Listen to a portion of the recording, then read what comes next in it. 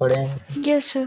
पढ़ा है तो समझ में आ जाएगा, जिन लोगों ने नहीं पढ़ा उनको थोड़ी सी तकलीफ यस होगी, है ना, समझने में, क्योंकि मैं आपके सामने बोर्ड पर नहीं हूँ। कुछ तो लाइव क्लासेस की दिक्कतें भी होती हैं, कुछ परेशानियां भी होती हैं, है ना, वो यही है। ठीक है, तो देखिए ये पूछ रहा है, ये लिख रहा है कि how does the heart function, हमारा हार्ट कैसे काम करता है। Let us take a look, आइए देखा जाए। यही लिखा है, कितना इंटरेस्टिंग बना के लिखते हैं। टू बिगिन विथ, तो स्टार्ट करने के लिए हम कहते हैं कि ऑल फोर चैम्बर्स, जो हार्ट के सारे चैम्बर हैं वो रिलैक्स्ड स्टेट में है, वहां से स्टार्ट करते हैं हम। इसे हम कहते हैं जॉइंट डायस्टोल। इसका मतलब हार्ट के सारे चैम्बर अभी रिलैक्स स्टेट में, जॉइंट डायस्टोल है। इसके बाद जैसे ही ट्राइकस्पिड और बाइकस्पिड वाल्व ओपन होते हैं, blood from the pulmonary vein and vena cava flows into left and right atrium respectively. ठीक है, लेफ्ट और राइट वेंट्रिकल्स में ब्लड पल्मोनरी वेन और वेना केवा से आता है। इसका मतलब लेफ्ट में आता है पल्मोनरी वेन से ब्लड, ऑक्सीनेटेड ब्लड आ रहा होता है इस समय, और इसी समय राइट वेंट्रिकल्स में ब्लड जो है वो आ रहा होता है कहाँ से, वेना कावा से। ठीक है, रिस्पेक्टिवली,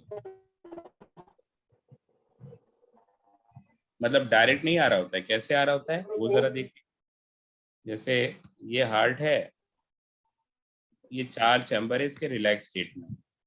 जब ये रिलैक्स स्टेट में जॉइंट डायस्टोल के स्टेज में, तो ब्लड जो है वो आ रहा है वेना केवा से, वेना केवा, ये वेना केवा से आ रहा है किसमें, राइट आर्टरिया में, और वहां से राइट वेंट्रिकल में भी जा रहा है। और जो इधर पल्मोनरी आर्टरी हैं, पल्मोनरी वेन, उससे ऑक्सीनेटेड ब्लड आ रहा है लेफ्ट एट्रिया में, और वहां से जा रहा है लेफ्ट वेंट्रिकल में। इसका मतलब जॉइंट डायस्टोल के समय सारे चैम्बर रिलैक्स कर रहे हैं और ब्लड एट्रिया से होता हुआ दोनों वेंट्रिकल में जा रहा है। किससे किससे जा रहा है, वेना केवा से होता हुआ वो जा रहा, आता हुआ वो जा रहा है राइट वेंट्रिकल में, और पल्मोनरी वेन से वो आ रहा है लेफ्ट वेंट्रिकल में। यहाँ कोई दिक्कत है? नो इस सर। समय इस समय सेमी लूनर वॉल्स क्या होंगे, क्लोज्ड होंगे। सेमी लूनर वॉल किस पे है, एओर्टा और पल्मोनरी आर्टरी पे, बंद होंगे। फिर इसके जस्ट बाद ऐसे नोड इंपल्स को जनरेट करेगा, ये एक्शन पोटेंशियल को जनरेट करेगा, जो दोनों एट्रिया को स्टिमुलेट करेगा और वो कॉन्ट्रैक्ट करेंगे, मतलब एट्रियल सिस्टोल। और ये एट्रियल सिस्टोल होता है 0.1 सेकेंड के लिए। 0.1 सेकेंड के लिए क्या हुआ, एट्रियल सिस्टोल। ठीक है, ये 0.1 सेकेंड की, ये एट्रियल सिस्टोल है। ठीक है, अब एट्रिया ने पंप कर दिया ब्लड, क्या हुआ, जॉइंट डायस्टोल के समय तक 70% ब्लड अपने आप चला गया था वेंट्रिकल में बिना किसी के पंप करे। पर जब एट्रिया कॉन्ट्रैक्ट किया तो बचा हुआ 30% ब्लड उसने झम से डाल दिया वेंट्रिकल में। This increases the blood flow into the ventricles by 30%। इसका मतलब 30% उसने ब्लड फ्लो को बढ़ा दिया, प्रेशर को बढ़ा दिया वेंट्रिकल्स में। तो आप समझ सकते हो कि 70% लगभग खुद जाता है, और 30% ब्लड फ्लो को इंक्रीज करता है एट्रिया। जो बचा हुआ 30% ब्लड है वो धक्का देके पहुंचा देता है, फोर्स करके पहुंचा देता है किसमें, वेंट्रिकल में, एट्रियल सिस्टोल के दौरान। The action potential is conducted to ventricle, उसी दौरान एक्शन पोटेंशियल वेंट्रिकल के पास पहुंच जाता है। ठीक है, which is conducted to the ventricular side of AV node, AV bundle and bundle of His से होता हुआ ट्रांसमिट होता हुआ एंटायर वेंट्रिकुलर मस्कुलेचर पे पहुंच जाता है। इसका मतलब वेंट्रिकल्स की मसल्स तक ये इंपल्स पहुंच गया। जैसे ही पहुंचता है इससे होता है वेंट्रिकुलर मस्कुलेचर का कॉन्ट्रैक्शन, जिसे कहते हैं वेंट्रिकुलर सिस्टोल। और ये जो वेंट्रिकुलर सिस्टोल है डियर, वो होता है 0.3 सेकेंड के लिए। कितनी देर के लिए, 0.3 सेकेंड। ये टाइम है वेंट्रिकुलर सिस्टोल। दोनों वेंट्रिकल 0.3 सिस्टोल करते हैं। ठीक है, और जब वेंट्रिकुलर सिस्टोल करेंगे तो उस समय एट्रिया क्या कर रहा होगा, वो तो सिस्टोल कर नहीं सकता, वो क्या कर रहा होगा, रिलैक्सेशन, मतलब डायस्टोल। देखो एट्रिया और वेंट्रिकल एक साथ काम नहीं कर सकते पर एक साथ आराम कर सकते हैं। आराम को हम कहते हैं जॉइंट डायस्टोल, जहां से हमने स्टार्ट किया था जॉइंट डायस्टोल। और जॉइंट डायस्टोल 0.4 सेकंड का सर होता है। इसको एक बार और बता दीजिए सर, मेरा कट गया था, नेट कट गया। हाँ तो वैसे तो आपने लेक्चर में पढ़ा हुआ है, मैं रिपीट कर देता हूँ कि हमने जॉइंट डायस्टोल से स्टार्ट किया। ठीक है बेटा, जब जॉइंट डायस्टोल हुआ उस समय जो ट्राइकस्पिड और बाइकस्पिड वॉल्व खुले हुए हैं तो ब्लड जो है एट्रिया से वेंट्रिकल में आ रहा है। फिर एट्रिया ने कॉन्ट्रैक्ट किया, 30% बचा हुआ ब्लड उसने एक्स्ट्रा पुश कर दिया। 70% ब्लड अपने आप चला आता है वेंट्रिकल में, पर 30% ब्लड को फोर्स करना पड़ता है एट्रिया को वेंट्रिकल में। फिर वेंट्रिकल कॉन्ट्रैक्ट करता है तो ब्लड को पंप कर देता है किसमें, एओर्टा और पल्मोनरी आर्टरी में। जिस समय वेंट्रिकुलर कॉन्ट्रैक्ट कर रहा है या सिस्टोल कर रहा है उस समय एट्रिया वो रिलैक्स करेगा, और जिस समय एट्रिया सिस्टोल कर रहा है, डायस्टोल कर सिस्टोल कर रहा है उस समय वेंट्रिकल क्या करेगा, रिलैक्स या डायस्टोल। मतलब दोनों एक साथ कॉन्ट्रैक्ट नहीं कर सकते मगर दोनों एक साथ रिलैक्स कर सकते हैं 0.4 सेकंड के लिए, रिलैक्स कर सकते हैं, जिसे कहते हैं जॉइंट डायस्टोल। 0.4 सेकंड के लिए दोनों ने आराम किया, 0.1 सेकंड के लिए एट्रिया ने काम किया, 0.3 सेकंड के लिए वेंट्रिकल ने काम किया। तो टोटल टाइम मिलाइए, एक कार्डिक साइकिल का टाइम है, एक हार्ट बीट का टाइम है, तो टोटल टाइम जरा बताइए कितना हुआ, कितना हुआ टोटल? 0.8। तो ये बेटा जी कार्डियक साइकिल का टाइम हो गया, कार्डियक साइकिल का टाइम हो गया 0.8 सेकंड। क्या बात को समझ गए? Yes sir. ठीक है, अब जरा देखिए तो आगे लिख रहा है this causes the ventricle muscle to contract the atria coinciding with ventricular systole. का मतलब एट्रिया जब रिलैक्सेशन कर रहा है तो कोइंसाइड कर रहा है वेंट्रिकुलर सिस्टोल से, कोइंसाइडिंग विद वेंट्रिकुलर। वेंट्रिकुलर जब सिस्टोल कर रहा है तो एट्रिया रिलैक्सेशन कर रहा है, यही इसके पास। आगे देखते हैं, ventricular systole increases the ventricular pressure causing the closure of tricuspid and bicuspid valve due to attempt backflow of blood into the atria।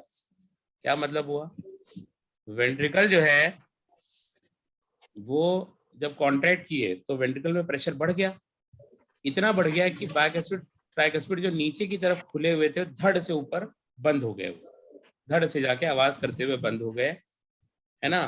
तो ट्राइकस्पिड और बाइकस्पिड वॉल्व का क्या हो गया क्लोजर, कब, जब वेंट्रिकुलर ने क्या किया अपना सिस्टोल। इससे ब्लड जो है दोबारा एट्रिया में नहीं चला, अगर बाइकस्पिड ट्राइकस्पिड खुले रहते तो ब्लड एट्रिया में चला जाता, जो कि नहीं हो पाता। ठीक है, आगे लिख रहा है as the ventricular pressure increases further, जैसे जैसे कॉन्ट्रैक्शन की स्ट्रेंथ बढ़ती है वेंट्रिकुलर प्रेशर बढ़ता चला जाता है। इस semilunar valves guarding the pulmonary artery, semilunar valve ये रहा guarding the pulmonary artery right side and aorta left side, दोनों में होता है, आर फोर्स्ड ओपन, ये खुल जाते हैं, ये खुल जाते हैं तो ब्लड जो है वेंट्रिकल से होता हुआ इन वेसल में चला जाता है और बॉडी एक, देखिए जब वो जाता है एओर्टा में तो ब्लड को ऑक्सीनेटेड ब्लड दे देता है, और पल्मोनरी आर्टरी में जाता है जो ब्लड को ले जाती है लंग्स के पास जहां ब्लड का प्योरिफिकेशन होता है, उसमें ऑक्सीजन ऐड होती है। ठीक है, ऑर्टा को पल्मोनरी वेन बोल रही है? नहीं आर्टा पल्मोनरी वेन नहीं है, आर्टा पल्मोनरी वेन थोड़ी है बेटा, अरे ऐसे होता है ना, ये देखो मैं जरा हार्ड बनाता हूँ फिर से, तुम समझ नहीं पाए लगता है अभी, ये तो बेसिक बात है बेटा जो आपको पता होनी चाहिए। ठीक है, अब देखिए ये रहा सुपीरियर वेना केवा जो यहाँ आके खुलता है इसके अंदर, ये इंफीरियर वेना केवा ये भी आके यहाँ खुलता है, ब्लड को इसमें ड्रेन करता है। जब ब्लड यहाँ आ जाती है तो यहाँ से ये ब्लड पल्मोनरी आर्टरी के थ्रू ये दो में डिवाइड हो जाता है, पहुंचती है लंग्स के पास। कहाँ, लंग्स के पास। ये पल्मोनरी आर्टरी है डियर, पल्मोनरी आर्टरी जो लंग के पास ऑक्सीनेटेड ब्लड ले जाती है। जबकि अगर एओर्टा की तुम बात कर रहे हो तो एओर्टा यहाँ से ऐसे निकल रहा है, यहाँ से निकल रहा है ऐसे, और ये ब्लड को ले जा रहा है, बॉडी को दे रहा है ऑक्सीनेटेड ब्लड, ये एओर्टा है ना। ये कहाँ से ब्लड ले जा रहा है, ये लेफ्ट वेंट्रिकल से ब्लड को लेके जा रहा है, लेफ्ट वेंट्रिकल से। पल्मोनरी आर्टरी राइट वेंट्रिकल से ले जा रही है, और जब लंग्स के बाद ब्लड प्योरीफाई हो जाता है तो प्योरीफाई होने के बाद वो ब्लड ना वो इनके थ्रू, जिसे आप कहते हो पल्मोनरी वेन, वो यहाँ आ जाता है इसके अंदर। इधर भी होती है पल्मोनरी वेन खुलती, मगर सब ये चारों ब्रांच खुलती यहीं पर हैं, 4 ओपनिंग से। और पल्मोनरी वेन ये है, ये पल्मोनरी वेन सब अलग हो गई ना। ये वेना कावा है इंफीरियर, और वो सुपीरियर वेना कावा। ये होती है हार्ट की का तरीका होता है। कोई दिक्कत है? यस, नहीं सर कोई दिक्कत नहीं। ठीक है, आगे देखिए। अब ventricle now relax, ventricle diastole में आ जाता है और वेंट्रिकुलर प्रेशर फॉल कर जाता है ना, closing the causing the closure of semilunar valve. तो सेमिलुनर वॉल जब ये प्रेशर लगाते हैं तो खुल जाते हैं, पर जैसे ही वेंट्रिकल रिलैक्स करने लगता है फिर से बंद हो जाते हैं। तो ये बैक फ्लो को प्रिवेंट करते हैं। जो ब्लड पल्मोनरी आर्टरी में गया और जो ब्लड यहाँ एओर्टा में गया वापस ना आ पाए, उसको रोकने वाले जो होते हैं ना डियर, वो यहाँ पे वॉल्स लगे होते हैं, ये बंद हो जाते हैं। ये बंद हो जाते तो ब्लड वापस नहीं आ पाता, अगर आना चाहे तो भी नहीं आ पाता। क्यों बंद हो गया? क्योंकि वेंट्रिकल का प्रेशर घट गया। क्यों घट गया? क्योंकि वेंट्रिकल क्या करने लगे? डायस्टोल करने लगे, रिलैक्स करने लगे। ठीक है, तो इसने कहा कि as the ventricular pressure declines further, tricuspid and bicuspid valves are pushed open, pressure in the atria exert the blood. जो एट्रिया में ब्लड होता है वो अब प्रेशर लगाता है और बाइकस्पिड ट्राइकस्पिड खुल जाते हैं और वापस से ब्लड आने लगता है वेंट्रिकल में। इस समय चल रहा है जॉइंट डायस्टोल जो शुरू में चला था, फिर एट्रियल सिस्टोल, फिर वेंट्रिकुलर डायस्टोल, यही चलेगा। यही कहानी आगे बता रहा है, देखिए यही कहानी इसने लिखी हुई है। तो ये ब्लड जो है ना वो पहुंच जाएगा वेंट्रिकल में जो उनमें वेसल से आया है। The blood once again moves freely to the ventricles. The ventricle and the atria now again in relaxed state diastole में as earlier, जैसे पहले थे। फिर ऐसे नोड ने इम्पल्स जनरेट की, फिर एट्रिया का कॉन्ट्रैक्शन हुआ, फिर वेंट्रिकल का कॉन्ट्रैक्शन हुआ, फिर दोनों का जॉइंट डायस्टोल हुआ। इस तरह से ये पूरा प्रोसेस चलता रहा और इसी तरह से साइकिल होता रहा, जिसे हम कहते हैं कार्डिक साइकिल। यही आगे बता रहा है, देखो। This sequential event in the heart, which is clinically repeated, is called cardiac cycle, and consists of systole, diastole of both atria and ventricle. As mentioned earlier, heartbeat 72 times per minute generate होती है, तो उतने ही cardiac cycle हर minute में चलती है। इसका मतलब एक मिनट में 60 सेकंड्स होते हैं, उसमें 72 टाइम्स नॉर्मली कार्डियक साइकिल चलती है। जब आप डिवाइड करोगे तो टाइम आएगा एक हार्ट कार्डिक साइकिल का 8 सेकेंड्स। कितना आएगा? 8 सेकेंड्स, क्योंकि 60 सेकेंड्स है 72 टाइम्स, 8 सेकेंड्स पर मिनट। इसका मतलब पर मिनट क्या? 8 सेकेंड के अंदर एक बीट। इसीलिए 72 टाइम्स में कितनी बीट हो जाती है? सॉरी, 60 सेकेंड में कितनी बीट होती है? 72। क्या बात समझे? 60 सेकेंड में हार्ट 72 बार धड़का, तो एक धड़कन कितनी देर की होगी? 0.8 सेकेंड की, उसी को कहते हैं कार्डिक साइकिल। इसका मतलब एक मिनट में हार्ट में 72 कार्डिक साइकिल चलती हैं, या हार्ट 72 टाइम्स बीट करता है। वही आगे लिख रहा है, from this it could be deduce that the duration of cardiac cycle is 0.8 second. During a cardiac cycle each ventricle pump out 70 ml blood which is called stroke volume. इसे हम कहते हैं स्ट्रोक वॉल्यूम। हर cardiac cycle में 70 ml blood pump करता है heart, एक ventricle. तो इसका मतलब हम कह सकते हैं कि स्ट्रोक्स वॉल्यूम क्या हुआ? स्ट्रोक्स वॉल्यूम का मतलब होता है blood pumped by each ventricle each minute is known as strokes volume. ये इसकी वैल्यू होती है 70 ml। Blood pumped by each ventricle each minute is known as stroke volume. एक वेंट्रिकल द्वारा, दोनों वेंट्रिकल तो 140 ml ब्लड पंप करते हैं। क्या स्ट्रोक वॉल्यूम क्लियर हो गया? कोई दिक्कत है इसमें? 0.8 सेकंड में ना, एक मिनट में नहीं, 0.8 सेकंड में ना सर? हाँ, हर बीट में, हर कार्डिक साइकिल में, हर बीट, हाँ, एक मिनट कार्डिक साइकिल, हर कार्डिक साइकिल में हर एक बीट में 70 ml ब्लड पंप करता है। Blood pump by heart each ventricle of heart in each beat is known as strokes volume. अब सही है? हाँ सर सही है। और अगर स्ट्रोक वॉल्यूम को हम मल्टीप्लाई कर दें हार्ट रेट से, मतलब 72 टाइम्स से, तो आ जाएगा कार्डियक आउटपुट। इसका मतलब कार्डियक आउटपुट क्या हो गया? कार्डियक आउटपुट ये हो गया strokes volume into number of heart beat per minute, हर मिनट में। तो कितना हो जाएगा स्ट्रोक वॉल्यूम 70 ml एक बार में, और number of heart beat 72 times, तो ये कुछ अप्रोक्सीमेटली 5040 ml आएगा। इसको हम कह सकते हैं 5 लीटर, अप्रोक्सीमेटली 5 लीटर आ गया। इसका मतलब हर वेंट्रिकल 1 मिनट में 5 लीटर ब्लड को पंप करता है। राइट वाला 5 लीटर ब्लड को पंप करता है हर मिनट में लंग्स के पास, ताकि उनमें ऑक्सीजन ऐड हो, और लेफ्ट वाला 5 लीटर ब्लड पर मिनट पंप करता है एओर्टा में, ताकि बॉडी के पास ऑक्सीजनेटेड ब्लड पहुंचे। हर मिनट में इतना होता है, ठीक है।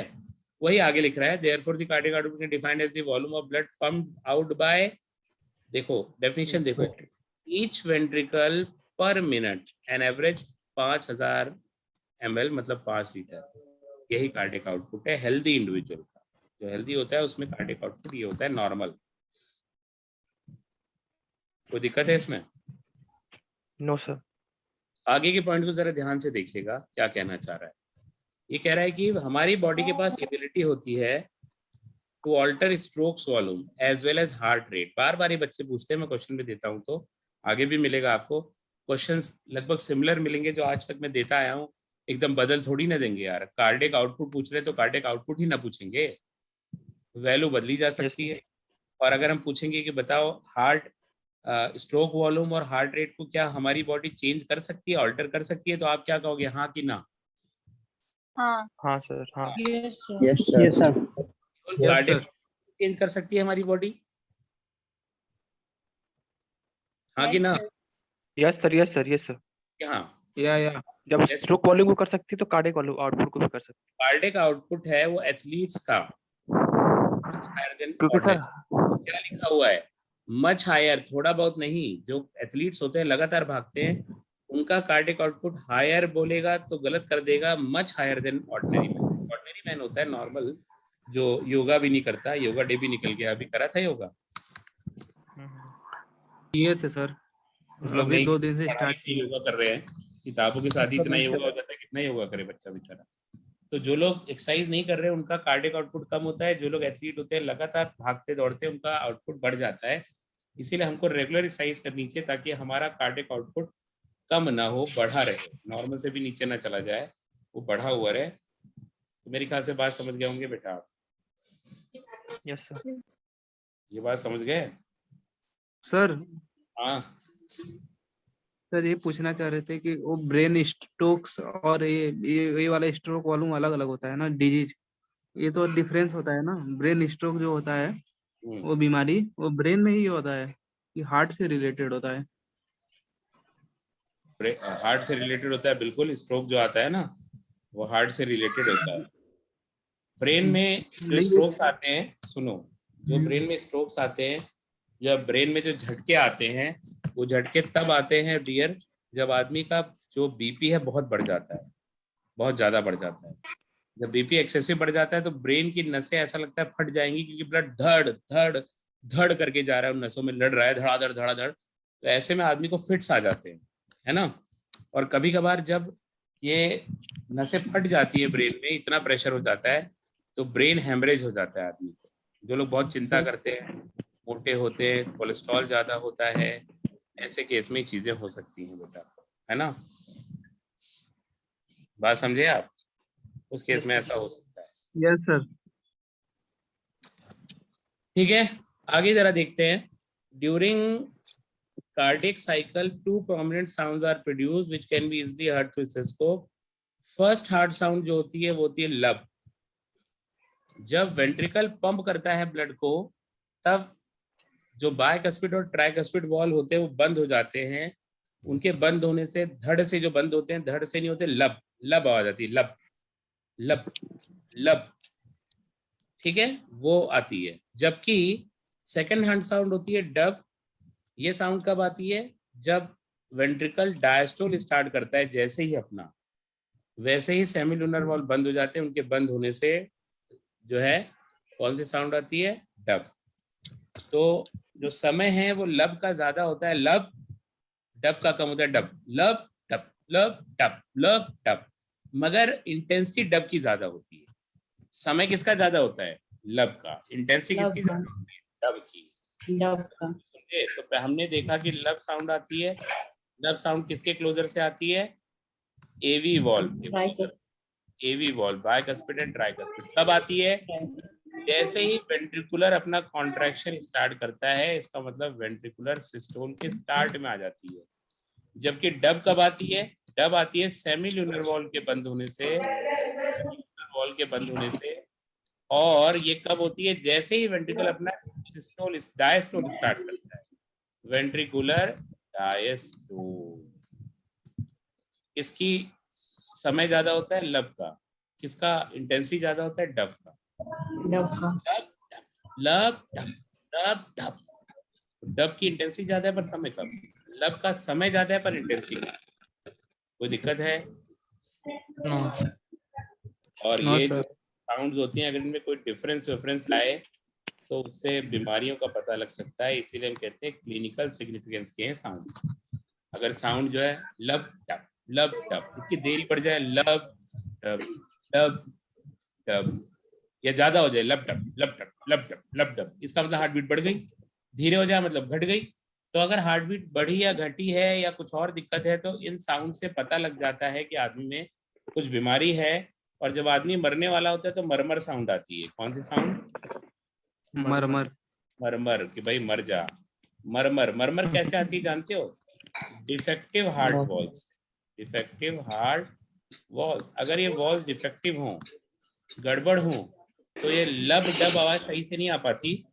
मान लो वॉल में कमी हो, टूट गया हो, आधा डैमेज हो गया हो, तो मरमर मरमर साउंड आती है लब डब की जगह। तो उसे अगर ठीक नहीं कराया तो आदमी मर जाएगा। और ये साउंड भी वही बोल रही है, मरमर, मरमर साउंड। बात को समझ गए क्या? सर साउंड वेव को कैसे पता करते हैं लब है डब है? अरे पता नहीं लगती, सुनने में पता लग जाती है। इस स्टेथोस्कोप से सुनोगे तो आवाज ऐसी आएगी जिसमें बोल रहा हूँ, लब लब टप लब टप लब टप लब टप लब टप, आवाज ऐसी बस आ। करिए सर, धक धक वाला। हाँ धक धक हो गया ना, इसीलिए ज्यादा नहीं कर रहा। अब मुझे हो गया धक धक, तो मैं तो जानते हो चिकन विकन भी ज्यादा खाता हूँ, तो ना करूँ तो ही ठीक है ना। नहीं सर, मटन का ज्यादा। मैं मटन ज्यादा नहीं खाता हूँ, चिकन ज्यादा खाता हूँ। मटन सर जो है। वॉल्यूम ऑफ सर हाँ बोल बेटा। Sir volume of blood artery और वेंट्रिकल्स दोनों में सेम होता है? नहीं, सेम हो ही नहीं सकता। एट्रिया छोटा होता है, वेंट्रिकल बड़ा होता है, तो वॉल्यूम कम होता है एट्रिया का, और वेंट्रिकल का वॉल्यूम ज्यादा होता है। दोनों वेंट्रिकल का वॉल्यूम बराबर होता है ना। अच्छा अब सर, ये लब डब आप के बीच सोचोगे कि का। अगर, हाँ मेरी बात पूरी होने दो बच्चा। आप सोचोगे कि अगर ऐसा होता है तो फिर ये तो गड़बड़ हो गया, एट्रिया में कम वेंट्रिकल में ज्यादा जा रहा है, ऐसा कैसे होता है? ऐसा ऐसे होता है डियर कि एट्रिया में ब्लड आता रहता है ना, तो जॉइंट डायस्टोल में जाता भी रहता है ना डायरेक्ट। 70% तो अपने आप चला जाता है ना। एट्रिया में थोड़ा सा भरा चला गया, भरा चला गया, फिर जो बचा उसको एट्रिया ने धक्का दे दिया। तो पहले खुद जाता है 70%, 30% एट्रिया धक्का देता है, तब जाके वेंट्रिकल पूरा भरता है। तो वेंट्रिकल है टब और एट्रिया है मग, और मग से धीरे धीरे पानी डालिए तो टब भी भर जाता है। तो उसी तरह का है कुछ। क्या बात को समझे बेटा? सर Yes, एक क्वेश्चन ब्रीथिंग एंड एक्सेस और गैसेस से पूछना था। जो स्पायरोमीटर होता है, हाँ उससे हम लोग सर उससे जो जॉइंट जो वैल्यू होती है, जैसे रेस्पिरेटरी कैपेसिटी, एक्सपायरेटरी कैपेसिटी, ये क्यों नहीं निकाल सकते हैं सर? आप स्पायरोमीटर उसी एयर को कैलकुलेट कर सकता है जितनी अंदर या बाहर जाती है मैक्सिमम, वो होती है वाइटल कैपेसिटी। तो वाइटल कैपेसिटी में जितने तरह के वॉल्यूम आते हैं ना, और उनको जोड़ने से जितनी सर। कैपेसिटीज बनती है, उन्हीं को मेजर कर सकता है। क्योंकि रेसिडुअल वॉल्यूम ना तो बाहर जाता है ना अंदर आता है, इसीलिए spirometer can not calculate residual volume. तो अगर टोटल लंग कैपेसिटी की बात करोगे तो आरवी जोड़ना पड़ेगा ना, वो उसको कैलकुलेट नहीं कर सकता। तो स्पायरोमीटर केवल उन्हीं वॉल्यूम को कैलकुलेट कर सकता है जो वीसी को मिला के, जिसको मिला के वीसी बनी है। इसका मतलब वो कैलकुलेट कर सकता है आईआरवी, वो कर सकता है टीवी प्लस ईआरवी। या अगर कैपेसिटी पूछे तो आईआरवी और टीवी को मिला के क्या कहते हैं, इंस्पायरेटरी कैपेसिटी। टीवी और ईआरवी को मिला के कहते हैं एक्सपायरेटरी कैपेसिटी, और सबको मिला के कहते हैं वाइटल कैपेसिटी। तो इसका मतलब स्पायरोमीटर केवल इन्हें कैलकुलेट कर सकता है, वो आरवी को नहीं कैलकुलेट कर सकता। और अगर आरवी को मिलाएंगे किसी के साथ भी, जैसे आपने आरवी को मिलाया बेटा ईआरवी के साथ, तो फंक्शनल रेसिडुअल कैपेसिटी बना, इसे कैलकुलेट नहीं कर सकता हो क्योंकि आरवी कैलकुलेट नहीं कर पा रहा वो। और टोटल लंग कैपेसिटी इन चारों को मिला के हुआ टीएलसी, उसे भी नहीं जोड़ सकता क्योंकि आरवी को नहीं जोड़ सकता ना। इसका मतलब आरवी तो बस सबको कैलकुलेट कर सकता है। जो जिसको इंडिविजुअली कर सकता है उसको जोड़ के ऐड करके हम हाँ, पता कर सकते हैं जो भी उससे बनता है सब पता कर उससे सकता है बड़ा वाला। बेटा। इन हाँ। तीनों को पता कर सकता है, इसलिए इन तीनों को या दो को या किसी को भी जोड़ के जो भी कैपेसिटी बनेगी पता कर लेगा। 3 वॉल्यूम पता कर सकता है ठीक, बस, चौथा नहीं। चौथा अगर आरवी जुड़ रहा है किसी कैपेसिटी में, उसको कैलकुलेट नहीं कर उसको नहीं पाएगा, कर और सकता। आरवी को तो करता ही नहीं, Yes. वॉल्यूम है वो। तो सर एफआरसी और टोटल लंग कैपेसिटी को भी नहीं कर सकता क्योंकि उनमें आरवी आता है। एफआरसी, ये देखो एफआरसी को भी नहीं कर सकता, इसको भी नहीं कर हाँ, सकता क्योंकि उन दोनों में आरवी जिसमें ऐड करना आरवी पड़ेगा। आएगा। Yes sir. जहाँ आरवी आएगा वो कैलकुलेट नहीं कर पाएगा, जिस भी Okay, फॉर्मूले में sir. आरवी आएगा। और आरवी को अलग से भी कैलकुलेट नहीं कर सकता, वॉल्यूम है वो, 4 ही तो वॉल्यूम होते हैं, 3 को कर सकता है, चौथे को नहीं कर सकता। क्यों नहीं कर सकता? क्योंकि आरवी बाहर निकलता ही नहीं है, तो कैलकुलेट कैसे करेगा? ठीक है। सर ये एक्यूरेट रहता है रेसिडुअल वालों में 1100 ml टू 1200 ml, जो हर लोग में एक्यूरेट ही रहता है एवरेज। सभी में कम ज्यादा होता है, एक बच्चे में इतना थोड़ी होगा बेटा, एक बच्चे में तो कम होगा ना, सर, बड़े होंगे तो ज्यादा होगा। सर मरने के बाद भी आरवी वही रहता नहीं है। निकलता, नहीं निकलता मरने के बाद भी आरवी, मरने के बाद भी आरवी ना वो नहीं निकल सकता, ठीक है। छोटे बच्चा की मौत जन्म से पहले हुई है कि जन्म के बाद ये आरवी से पता लग जाता है। अगर वो पैदा हुआ, रोया, सांस लिया और उसकी डेथ हो गई, तो जब उसके लंग्स को पानी में डालोगे तो फ्लोट करेगा क्योंकि आरवी होता है उसमें। जबकि अगर वो जन्म से पहले मरा हुआ पैदा हुआ तो उसके लंग में कोई एयर नहीं होगी, आरवी भी नहीं होगा, तो उसके लंग्स को पानी में डालते हैं तो सिंक कर जाता है। इससे पता लगता है कि बच्चा मरा हुआ ही पैदा हुआ था। निमोनिया में ज्यादातर होता है ऐसा। ठीक है, यस सर, ठीक है, ठीक है। कोई दिक्कत? No sir. No sir. तो ईसीजी पढ़ा जाए? हाँ सर, पढ़ा।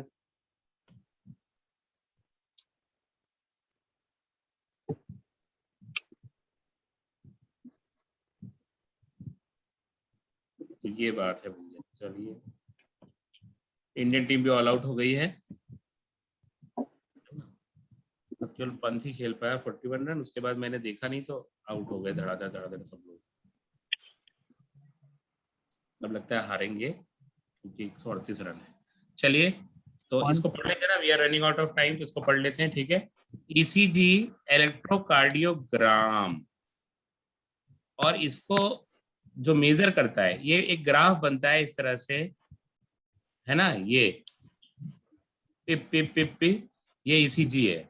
और इसको बनाने वाली जो मशीन है ना, उसे कहते हैं इलेक्ट्रो कार्डियोग्राफ। अजब सी बात है, जो ग्राफ बना उसे तो कहते हैं इलेक्ट्रोकार्डियोग्राम। ईसीजी का मतलब इलेक्ट्रोकार्डियोग्राम, इलेक्ट्रोकार्डियोग्राफ नहीं। और जो मशीन है वो इलेक्ट्रोकार्डियोग्राफ होती है, ठीक है। यहाँ पर सॉरी, ये कह रहा है इलेक्ट्रोकार्डियोग्राफ, मतलब जो ग्राफ यहाँ पे बन रहा है। अब आगे देखिए, क्लियर करेगा इस बात को। ईसीजी है इलेक्ट्रोकार्डियोग्राफ या ग्राम, और मशीन है इलेक्ट्रोकार्डियोग्राफ। कैसे पता लगेगा? देखो, this type of machine electrocardiograph, machine graph, और जो बनता है मशीन है ग्राफ, और जो बना उसे कहा ग्राम। क्या बात को समझे? पर हेडिंग में लिख रहा है इलेक्ट्रोकार्डियोग्राफ। जरा पढ़ते हैं इस बात को, आगे बढ़ते हैं। You are probably familiar with this scene from a typical hospital television. It shows a patient is hooked up to a monitor machine that shows traces of screen and the sound makes pip pip pip pip pip pip. होता है नहीं, hero लेटा रहता है, पिप पिप पिप पिप पिप पिप चलता रहता है। फिर डॉक्टर अचानक से बाहर आता है और कहता है कि अचानक वो रुक जाती है, पिप पिप पिप पी हो जाती है, पी। डॉक्टर बाहर आके कहता है कि भैया सब कुछ ठीक है, बधाई हो, ये बच गए, ठीक है। मेरा भी होगा था सर एक बार, अभी हाल ही में। हाँ हाँ, मैंने भी करवाया था, करवा लेना चाहिए कभी, बढ़ती उम्र में तुम्हारा तो कोई और कारण था बीमारी की वजह से। तो मेरी बात समझे, सुने नहीं मेरी बात? तो पिप पिप पिप पिप चल रहा था, अचानक पी हो गया, डॉक्टर ने बाहर आके कहा बधाई हो, ठीक हो गए, सही है? बधाई नो सर। मर गया सॉरी, मर गया मर गया सर। कार्डियक अरेस्ट, अगर पी आवाज आ गई, ये होता क्या है? सबसे पहले हम जाने ये होता क्या है डियर।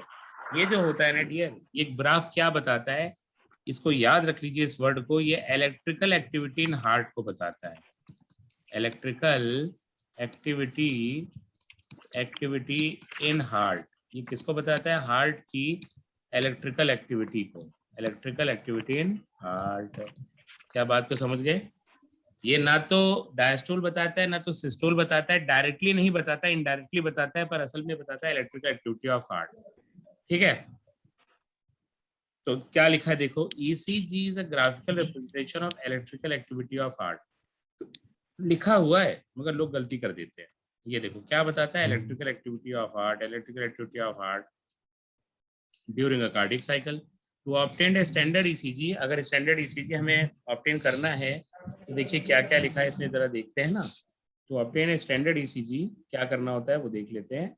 चलिए देखिए, patient is connected to machine, वो मशीन से कनेक्ट करा जाता है 3 इलेक्ट्रिकल लीड से, 1 ऑन ईच रिस्ट, पहले 2 रिस्ट पे लगाते हैं जो कंटिन्यूसली मॉनिटर करती है हार्ट बीट को, ठीक है। 1 on each wrist and to the left ankle, पैर के पास, दोनों हाथों में और पैर के पास लगाए जाते हैं 3 इलेक्ट्रोड। वैसे मैं आपको बता दूं, मल्टीपल इलेक्ट्रोड्स भी चेस्ट के पास लगाए जाते हैं अगर सही से हमें मेजर करना है तो। जैसे आगे इसने लिखा है कि 3 इलेक्ट्रिकल लीड हम लगाते हैं दोनों रिस्ट में और लेफ्ट एंकल में, that continuously monitor the heart activity, heart activity को मॉनिटर करती है। पर for a detailed evaluation of heart function multiple leads are attached to chest reason.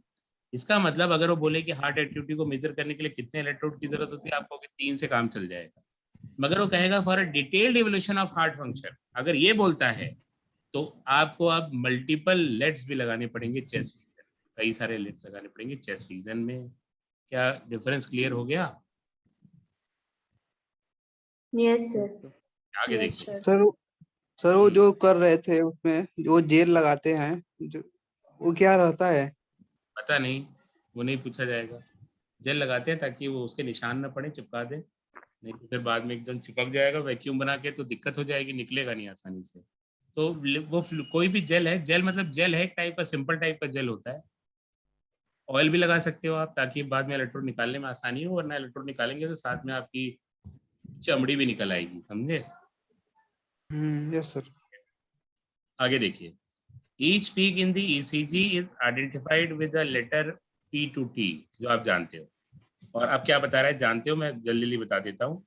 P wave बताती है एक्साइटेशन या डिपोलराइजेशन ऑफ एट्रिया, और साथ ही साथ अगर हम पूछे तो which leads to contraction of atria. तो अगर बोले कि पी वेव क्या बताती है, एट्रिया का डिपोलराइजेशन या कॉन्ट्रैक्शन ऑफ एट्रिया, दोनों में से क्या बोलेंगे?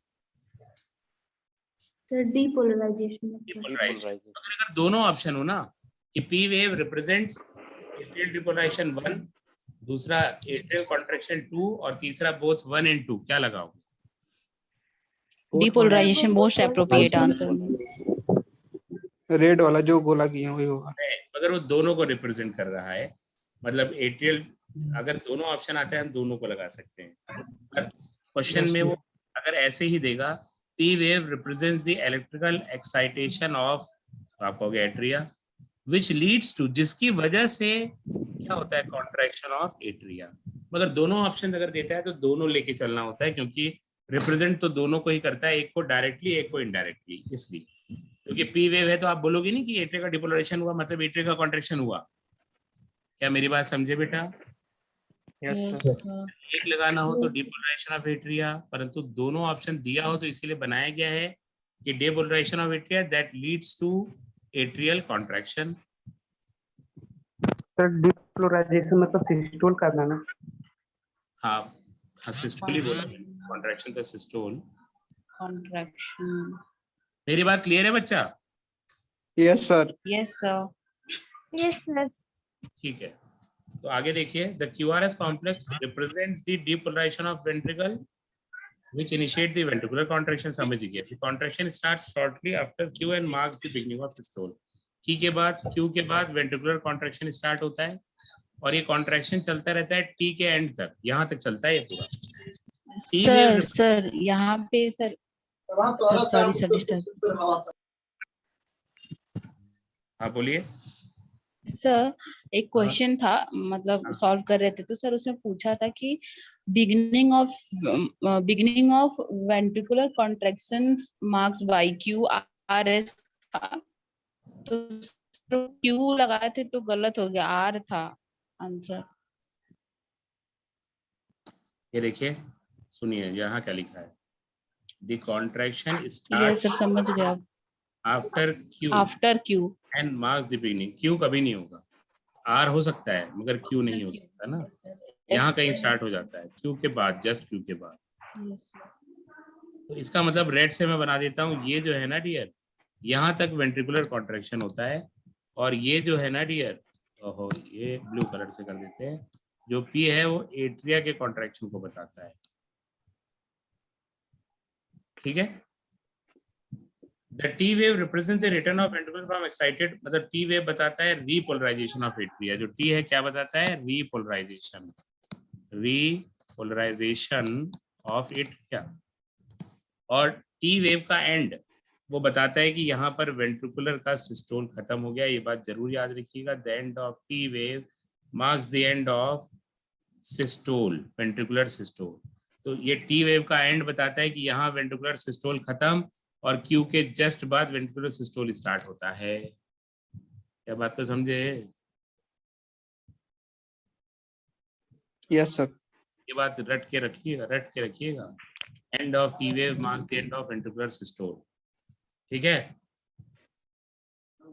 अब देखिए बेटा, मीटिंग खत्म होने वाली है, तो हम लोग जो है ना 10 मिनट का ब्रेक लेते हैं। अभी 7:19 हो रहा है, 7:30 बजे फिर ज्वाइन कर लेते हैं। आप लोग पानी वानी पी लीजिए, ठीक है ना? सर आपके यहाँ बारिश हो रहा है क्या? Okay sir. Okay sir. आपके यहाँ बारिश हो रहा है क्या? 27 डिग्री सेल्सियस दिखा रहा है। तो मेरा चेक कर रहे हो तुम? ये चेक करो जो पढ़ा रहा हूँ। तो मिलते हैं 10 मिनट के बाद 7:30 पर। Okay sir. Okay sir. ठीक है। पानी वानी पी लीजिए, चाय पी लीजिए जल्दी से।